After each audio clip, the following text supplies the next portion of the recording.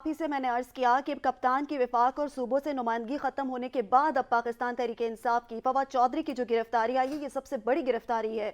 तो आप क्या समझते हैं कि इसके बाद अब पाकिस्तान तहरीक इंसाफ के साथ मजीद क्या होने जा रहा है?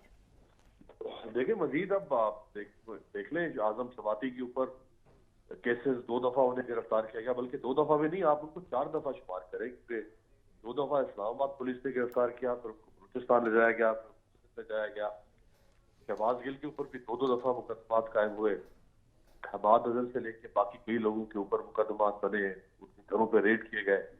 अभी ये फवाद चौधरी का एक बात ध्यान में रखिएगा कि जो मॉडर्न डेमोक्रेसी, बल्कि मॉडर्न डेमोक्रेसी भी नहीं, ये तो अब जब डेमोक्रेटिक नॉर्म बनना शुरू हुए तो उसके बाद ये दुनिया में तय हो गया था कि रियासत के ऊपर तनकीद, हुकूमत के ऊपर तनकीद बगावत नहीं है।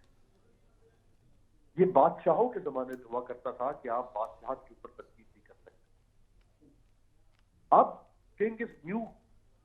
बादशाह आज अपने अवाम के सामने नंगा खड़ा होता है। आज आप उस पर तनकीद कर सकते हैं, आज आप उससे सवाल कर सकते हैं। तो ये तो डेमोक्रेटिक सेटअप की बात कर रहे हैं। यहां तो ये सारे जमहूरियत के मामे चाची और जमहूरियत के चैंपियंस बैठे हुए हैं, आप इनके ऊपर तनकीद नहीं कर सकते। पाकिस्तान का हर इदारा जो पाकिस्तान के अवाम के पैसों के ऊपर चलता है, पाकिस्तान के अवाम को, आम शहरी को, मुझे, आपको, मोहसिन साहब है, फवाद चौधरी हो, शहबाज शरीफ हो, आसिफ जरदारी हो, कोई भी हो, उन्हें पाकिस्तान के इदारों पर तनकीद करने और उन्हें सवाल करने का हक है।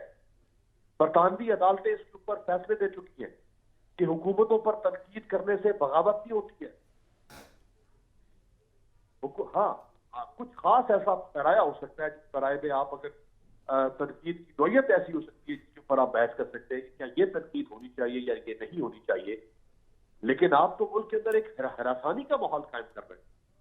ये तो हैरासमेंट है। आप यदि आज मैं बात करते हुए घबरा रहा हूं कि मैं आपके सवालों का क्या जवाब।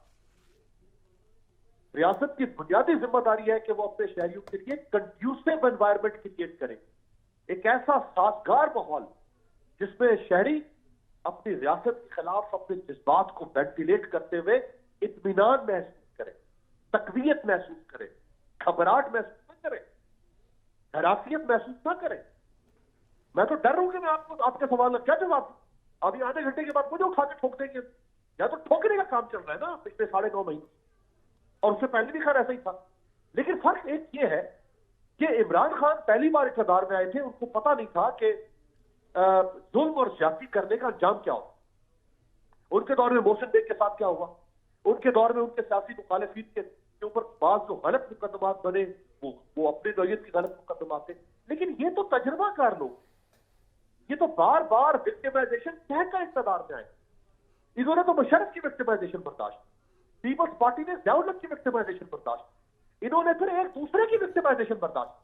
यानी पीपल्स पार्टी नून लीग के इंतकाम को सहती थी, नून लीग पीपल्स पार्टी के इंतकाम को सहती थी।